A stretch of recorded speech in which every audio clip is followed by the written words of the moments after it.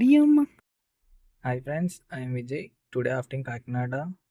మాకు తుని పక్కన ఉన్న వాళ్ళు కాకినాడ ఆఫ్టింగ్స్ ఎక్కువ వస్తుంటాయి ఫ్రెండ్స్.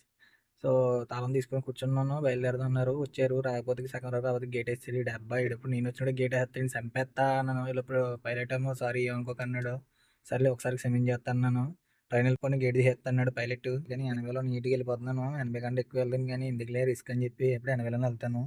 అలా జాయిగా కాకినాడ దగ్గరికి వచ్చాను. కాకినాడ ఎంటర్ అయితే నీ డబ్బా సిగ్నల్ వేసాడు. ఇది కూడా అంతే, నేను వచ్చినప్పుడు సిగ్నల్ వేస్తుంటారు. సర్లే మనకి ఎందుకులే అని చెప్పి నీట్గా కార్ ఒక లోన్ పార్క్ చేసి ఎలా వచ్చో టీ తాగాం.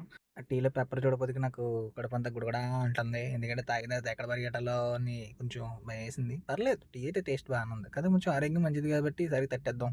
నేను టీ తాగాను లేదో కస్టమర్ ఫోన్ చేసి పదమ్మ వెళ్ళిపోదాం, వచ్చిన పని అయిపోయింది, జాతకు వారంటే తీసుకెళ్ళిపోతున్నారు. సరే అండి అని చెప్పి ఎక్కినాను, ఎక్కించుకుని బయలుదేరిపోయాను. వీడియో స్టార్టింగ్ లో ఒక ఫోటో వచ్చింది కదా ఫ్రెండ్స్, అది ఇక్కడే ఉంటుంది రైట్ సైడ్ లో. ఈ కాకినాడ ఎప్పుడు వచ్చినా సరే ఈ ఫోటో చూడకుండా అసలు వెళ్ళను, ఎందుకంటే చాలా ఫన్నీగా ఉంటది కాబట్టి. చాలా అంటే చాలా ఫన్ ఉంటుంది. చూడండి, నేను ఆ ఫోటో చూసి సరదాగా ఫన్ అని చెప్పి నవ్వుకుని వాళ్ళు రిటర్న్ అదే స్పీడ్ వెనకాల నీట్గా వెళ్ళిపోతున్నాం. వారంట ఇలా కరెక్ట్గా దగ్గరికి వెళ్ళిపోతే గేట్ తీసి ఉంచాడు. నేను చూడండి, ఎక్కువ ప్రభాస్ అన్నాను, ఇలా కస్టమర్లు నింపేశాను. కార్ ఎట్టడానికి వెళ్తున్నాను. కార్ అలా నీట్గా వారంట తోడుకుంటూ ఇలా పెట్టేసాను. సైన్ పెట్టేమన్నారు, పెట్టేసాను, లాక్ వేసాను.